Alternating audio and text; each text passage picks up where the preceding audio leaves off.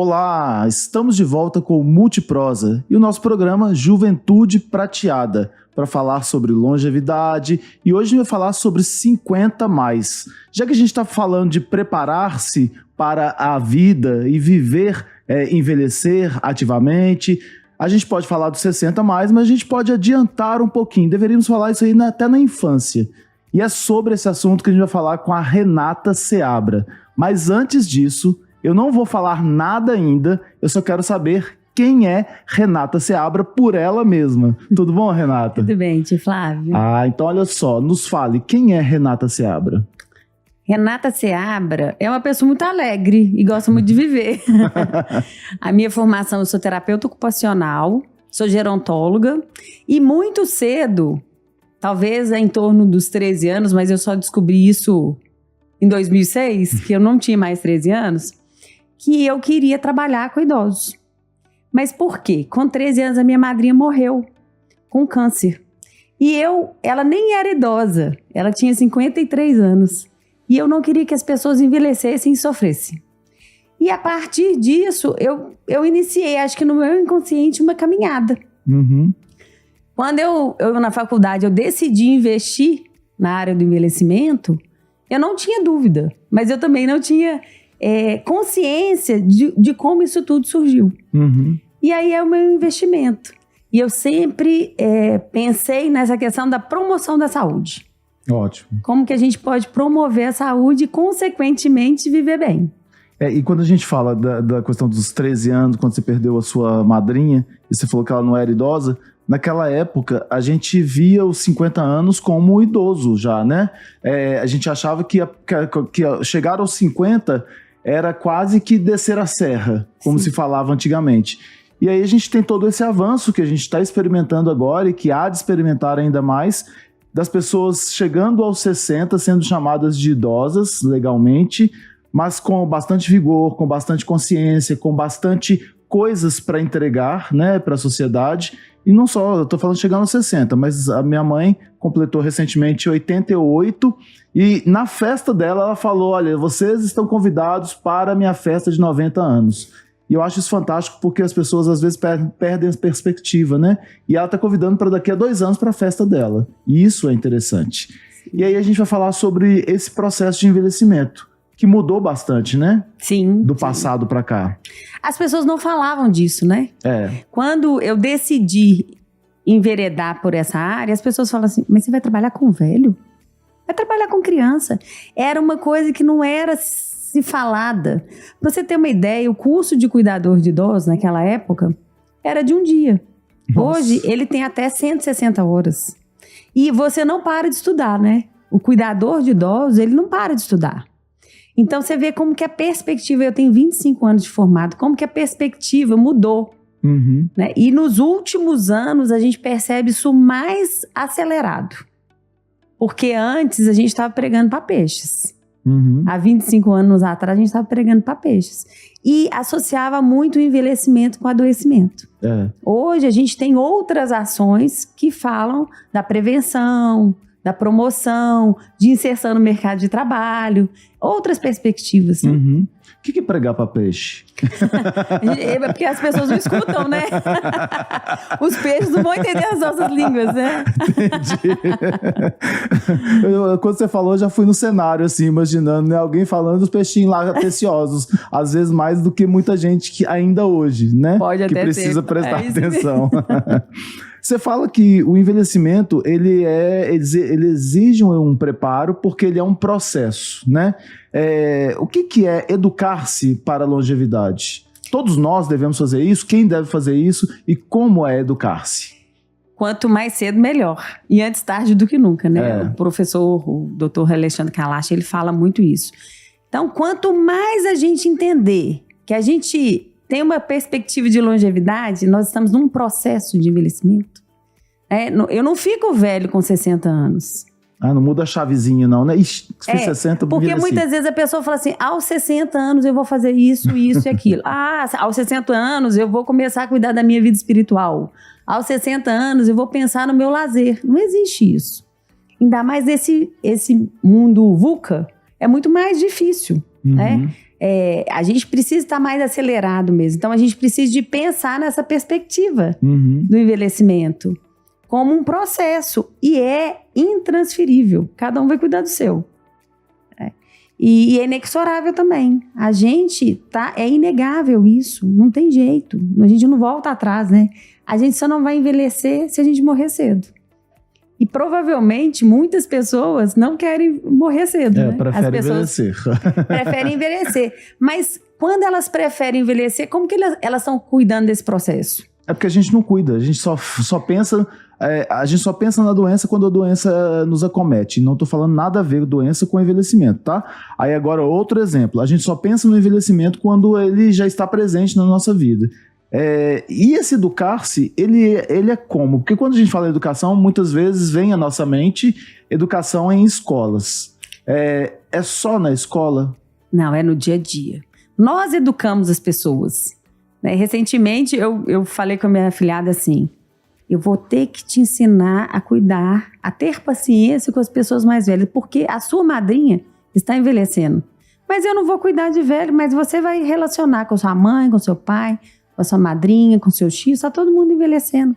Então, essa perspectiva a gente tem que educar no dia a dia, mostrando para as pessoas, até porque o velho, o mais velho, né? Porque na perspectiva de uma criança de 5 anos, eu sou muito velha.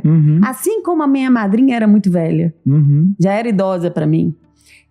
Então, a gente vai ter essa perspectiva de que eu preciso educar as pessoas a respeitar, a entender, a escutar. Porque elas também têm experiências que elas conquistaram com a vivência. Não está no livro. A minha mãe, por exemplo, pensando numa roupa. Ela costurou uma roupa. Minha mãe fez 80 anos. Vai fazer 80 anos, mas a gente celebrou sábado. Então, quando ela pega uma roupa para costurar, ela tem um conhecimento que eu não tenho. Porque ela tem uma experiência de mais de 50 anos costurando. Então, esse conhecimento tácito, a gente não compra em livros, não. A gente não acha isso, não. Olha, você falou uma coisa que já me remeteu aqui também às visitas que a gente faz como voluntariado, né, como voluntários em ILPIs. Quando você chega lá, vê em algumas ILPIs públicas especificamente, e não só em públicas, muitos idosos bastante debilitados, muitas vezes acondicionados numa cadeira, né, até amarrados com o próprio lençol para poder evitar que caiam. E aí as pessoas elas olham para aquele indivíduo que às vezes tem autonomia, né? É dependente, mas tem autonomia. E já tratam como infantilizado, coisas desse tipo. Isso deve doer muito para a pessoa que tem toda essa história, né? E está ciente dessa história. A sua mãe é costureira há 50 anos. E você chega ali e trata aquela pessoa naquela condição que ela está naquele momento, né? E olha para você ver, a questão da autonomia e independência são coisas diferentes, né? Como você falou. Autonomia é a sua capacidade de decisão. A pessoa pode estar com um AVC, né, uma debilidade física, uma incapacidade, mas o cérebro está ok. Ela fala, eu quero comer isso, eu não quero tomar banho agora, não quero.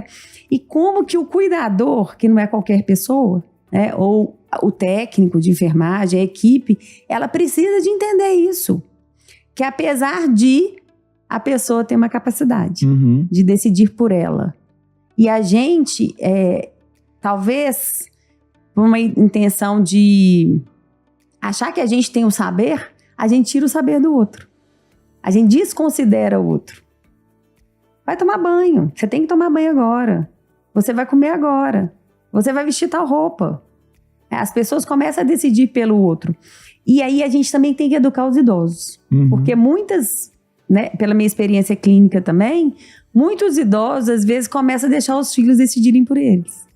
Isso é extremamente importante que você fale.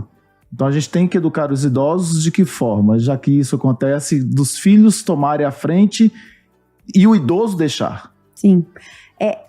Eu sempre falo que o excesso de cuidado é um descuido. Muitas vezes o filho tem muito boa intenção. Meu pai já fez muito por mim. Minha mãe já fez muito por mim. Agora eu não quero que ela faça nada. Eu não quero que ela lave uma roupa, eu não quero que ela faça uma comida. E aí a pessoa com a intenção de cuidar, ela descuida. Porque às vezes é o que a pessoa idosa tem vontade de fazer. ela é uma forma também dela cuidar dela e cuidar do outro. Fazendo um bolo, fazendo uma comida que a pessoa gosta, organizando a casa, lavando a peça de roupa dela. Então, o excesso de cuidado acaba sendo um descuido. E isso também mostra a questão da utilidade, né? Utilidade no sentido afetivo, inclusive, do cuidar. Sim. Porque você vai tirando tudo da pessoa, porque quer cuidar dela, já que ela é idosa. E ela não fica com nada para fazer. Que sentido vai ter isso, né? E eu, como a gente educa os idosos, eu acho que os idosos, eles têm que ter muito... uma atenção para esse excesso de cuidado do filho. Para falar, não, eu quero fazer. E se impor. Impor no sentido cuidadoso, delicado, não. Porque senão o filho começa a se sobrepor sobre o pai ou a mãe. Então, acho que a pessoa idosa, ela precisa de se posicionar enquanto ser que é capaz de decidir por ele. Extremamente importante isso. E a gente tem que conversar muito sobre isso mesmo, porque os filhos ficam numa indecisão muito grande, né? De tomar a decisão, tomar a frente das decisões, sendo que os pais ainda têm a possibilidade, ainda têm autonomia, e isso vai alijando ele, vai deixando ele de lado e vai minando as energias mesmo, né? A minha mãe tem 80 anos e ela mora sozinha. Como que a gente educa as pessoas? É um exemplo. A minha faxineira um dia falou assim pra mim: você não acha que é abandono de incapaz? Você deixar sua mãe morando sozinha? Eu falei, mas quem disse que ela é incapaz? Quem disse que ela precisa que eu esteja lá com ela? Quando ela precisa, nós estamos com ela, mas ela não precisa de mim. Quando ela precisa, a gente dá a assistência que ela precisa, mas ela não precisa, ela não é incapaz. Então, por ela estar com 80 anos, não significa que ela é incapaz. Talvez tenha pessoas com 60 ou com 55 que não são idosos ainda, que têm menos capacidade que ela. E é construir uma rede também, né? Minha mãe até um ano também morava sozinha, adorava, não queria ninguém invadindo a área dela, e eu entendo perfeitamente ela, que sou igualzinho. Ela teve uma queda e aí teve a necessidade, que não foi traumático também, a necessidade de alguém a gente revezar com ela e tal. Mas a gente tem que entender aquele outro, né? O desejo do outro. Sua mãe colocar uma pessoa lá dentro, para ela talvez seja uma agressão. Ou tirá-la de lá e colocar numa outra casa, na casa de um filho, que é o que minha mãe falava. Eu não quero entrar na intimidade de um casal, porque não é a minha intimidade. Então, essas questões têm que ser muito pensadas, né? Levadas em consideração. Porque de fora a pessoa pode falar, mas 80 anos morando sozinha, ela faz tudo, ela sai para comprar e tal, né? E lógico, tendo essa rede de proteção, porque numa queda, quem é que pode, né? Vai buscar quem? Sim. Aí eu falo, mãe, você anda com o seu celular dentro do peito aqui, porque se cair já tá à mão, né? Para poder chamar alguém. Tia Flávia, e assim, a minha mãe caiu no entorno do prédio, e ela acabou que alguém ajudou ela a levantar. E ela chegou no prédio, só que acho que ela estava sangrando, alguma coisa. E imediatamente alguém socorreu ela. Essa pessoa que era moradora do prédio me ligou. Renata, sua mãe tá bem, mas ela caiu, tal. Eu fui lá. Larguei tudo que eu estava fazendo, cheguei na casa dela. E realmente ela estava bem, ela não precisava de ir no médico e tal. A gente foi entender a queda, era a questão do ambiente físico, que ela tropeçou e caiu. Mas tinha uma rede de apoio. E aí uma outra coisa que a gente sempre fala, a gente precisa se tornar ou continuar sendo uma personalidade agradável. Que as pessoas também queiram estar perto de você. Para que essa rede de apoio seja alimentada. Porque se a gente envelhece sendo muito ranzinza, envelhece sendo. Porque não é o idoso que é. Exatamente, isso é importante. O idoso não é o idoso teimoso, o idoso ranzinho, o idoso difícil. Provavelmente ele sempre foi. Então isso também é educar para o envelhecimento. Nós queremos ter uma rede de apoio porque ninguém é totalmente independente. Então como que a gente vai envelhecer se a gente também não é uma personalidade agradável? Se a gente é repelente. As pessoas... Outro dia eu falei com uma pessoa assim que é tipo espanta-bolinho, né? A pessoa chega e todo mundo, que pessoa chata, que pessoa desagradável, que pessoa reclamona. Então, quando a gente se torna... E isso é ter consciência do meu processo de envelhecimento. Uhum. De que para que eu tenha essa rede de apoio, para que eu seja cuidado... E é interessante pensar, não é questão de dinheiro. Porque a pessoa pode ter dinheiro, pode ter condição de pagar os melhores profissionais para estar dentro da casa e não conseguir manter as pessoas dentro de casa. Então, a gente não é uma questão financeira. É de relacionamento. É de relacionamento. Mesmo. Então, como que é importante a gente se tornar ou manter-se essa personalidade agradável? Bom, a gente até adiantou um pouquinho, mas o que é trabalhar projeto de vida de uma pessoa idosa?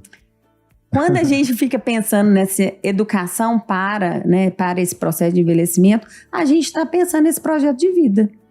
Então, a gente precisa pensar nesse projeto de vida ao longo da vida. Uhum. Porque muitas vezes uma pessoa aposenta, ela fala assim, agora eu vou pensar nesse meu projeto de vida. Não, pensa antes, porque você se planeja. Você pode ter uma flexibilidade para estar avaliando cada passo que você vai dando para você ver o que você pode reorganizar. Então, o projeto de vida, quanto antes, melhor também. Então, objetivo, onde você quer chegar. E é muito importante a gente começar a visualizar e imaginar onde que a gente...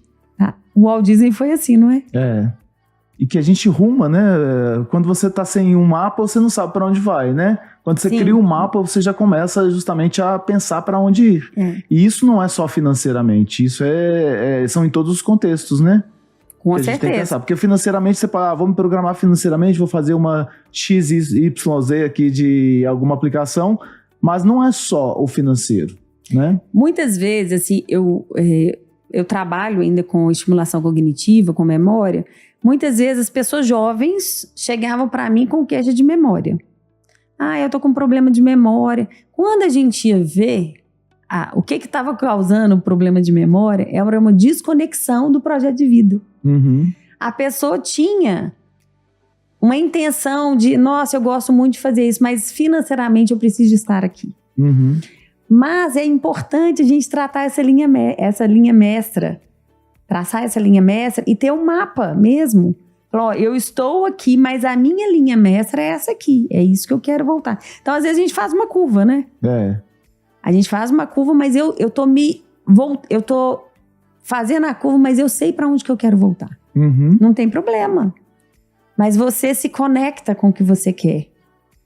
Você entende que ali é um período, é uma necessidade. Às vezes, até uma necessidade de interromper o seu trabalho para cuidar de alguém que cuidou de você. Sim. Então, mas falou assim, não, mas eu estou de olho nisso. Eu sei para onde estou indo. Para onde que eu estou indo. Parece uma coisa chata, uma coisa que a gente está colocando a nossa vida dentro de quadradinhos, né? Mas que não é isso, ela facilita muito mais o seu olhar sobre o todo, né? Sobre o todo. Para onde a gente quer ir, o que a gente tem hoje, por aí vai. Bom, fala pra gente o que é o Longevice. Então, quando a gente fala de projeto de vida, a gente está falando de trabalho também. Nós somos seres ocupacionais. Uhum. Às vezes a pessoa fala assim, eu quero parar de trabalhar. Outro dia a minha enteada falou isso pra mim. Eu quero aposentar com 13 anos. Sabe, ninguém quer trabalhar, ainda mais aposentar. Então, quando a gente pensa, o trabalho, o fazer, ele faz parte da nossa vida. Não existe o ser humano que não faça nada. A gente está sempre procurando um fazer. Uhum. E que bom que o fazer tenha significado pra gente.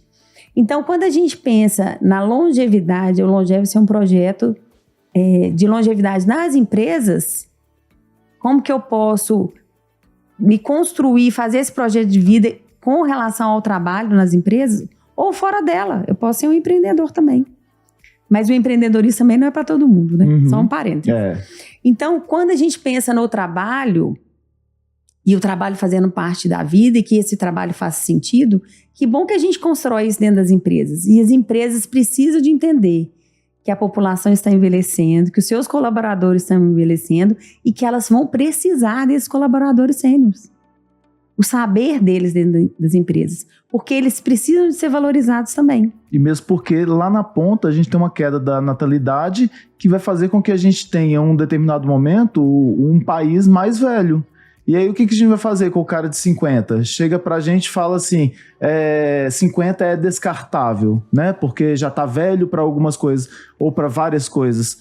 Só que o país está envelhecendo. A nossa realidade vai ser de um país velho. Completamente. Você imagina, quando a minha madrinha morreu, ela estava com 53 anos. Para mim, ela era velha. Hoje eu tenho quase 50. Meu pai aposentou com 47 anos. Era muito jovem. Muito jovem. Tinha uma capacidade produtiva muito grande. Mas ok, ele aproveitou, né, mais 20 anos da vida dele aposentado. Mas a gente precisa de entender que o trabalho é importante, que as empresas precisam de se preparar para isso. E como que a gente faz isso também? Educando. A gente precisa de educar e criar ações intergeracionais da empresa verdadeiramente e efetivamente. E não só para aí aquele termo, né, que em inglês ver, né? Não só para inglês ver. Que a gente está fazendo, porque agora tem a siglazinha aí em inglês que a gente tem que adequar, né? USD. E aí muda essa siglazinha e vem outra depois. E é interessante você falar isso, porque a diversidade geracional e etária é a menos falada com relação ao ISD. A menos falada. É a que menos se dá importância, porém é a interseção de todas. Uhum. Se a gente for pensar que todo mundo está envelhecendo, e independente da raça, da cor, do gênero, a idade vai pegar todo mundo. E é que é a menos visto. É como se as empresas falassem, não, isso não é um problema para a gente agora. E aí tem muito preconceito com relação ao envelhecimento, como se a pessoa não aprendesse, como se a pessoa fosse descartado, turrona e lenta. Então, isso a gente precisa desmistificar isso. Como? Com educação, com ações intergeracionais efetivas. E aí a gente tem muito trabalho, né? A gente tem muita coisa para fazer. Bom, a gente tem que encerrar essa nossa conversa, que daria aqui várias outras sessões. E a gente encerra sempre com indicações. Então, eu queria que você indicasse pra gente um livro. Eu li um livro que chama Verônica e os Pinguins. Sabe aquele livro que você pega e você não quer terminar? Você vai economizando as páginas? Quando termina, você lastima, né? Não, eu tô órfã até hoje. Verônica e os Pinguins. Ela conta a história de uma senhora de 86 anos que se vê com uma fortuna e não tem para quem deixar. E ela descobre nesse movimento que ela tem um sobrinho distante e que ela vai procurar ele. Então ela começa aos 86 anos uma peregrinação para achar alguém e para onde que esse dinheiro vai. Então, hoje eu ouvi você falando na rádio que a vida é movimento. Então ela busca o movimento. Ela busca movimento e o movimento é que alimenta a pessoa. A vida é movimento mesmo. O sonho é o próximo passo, é o aniversário de 90 anos, daqui 2 anos. Não, é o acordar amanhã para tratar de um pássaro, né? Que é uma coisa interessante, que a pessoa perdeu toda a noção do sentido de vida. E aí ganhou um pássaro. Para ela, o pássaro é a motivação de acordar, né? E que para a gente pode parecer uma besteira, mas que não é, né? Sim. Filme. Top Gun. O Maverick. Esse filme traz a reinserção de um sênior no mercado de trabalho.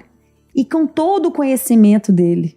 Então, é um filme que trata da intergeracionalidade e de se construir. Ele sofre discriminação também e preconceito com relação à idade. Como se ele fosse descartável.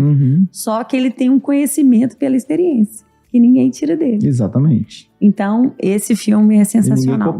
E ninguém copia. E pra gente encerrar, uma frase. Aquela frase que pra você, assim, é o seu plano, é o seu guia, né? Então, que é interessantíssimo pra gente poder... li isso no aniversário da minha mãe e vou ler um poema da Cora Coralina. Não sei se a vida é curta ou longa demais para nós, mas sei que nada do que vivemos tem sentido se não tocarmos o coração das pessoas. Muitas vezes basta ser colo que acolhe, braço que envolve, palavra que conforta, silêncio que respeita, alegria que contagia, lágrima que corre, olhar que acaricia, desejo que sacia, amor que promove. Isso não é coisa do outro mundo, é o que dá sentido à vida. Nossa, Cora Coralina é fantástica, né, gente? E a gente precisa de procurar o sentido da nossa vida. E não é só, isso a gente tem que falar o tempo todo, não é só ao envelhecer, a gente não tem que esperar envelhecer, porque senão você passa uma vida sem sentido. Tem um provérbio tibetano que fala, pensando em fazer, passaram os 20 anos. Eu não fiz, passaram os 20 anos. E aí fala de 60 anos de uma vida vazia, né? Porque a gente tá só querendo, não quis, não fez, e aí lamenta, né? E isso é infeliz.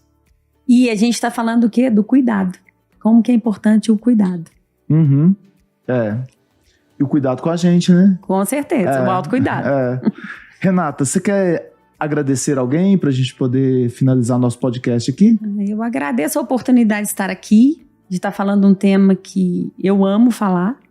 E eu acredito verdadeiramente na educação em longevidade. É isso que a gente tem que investir.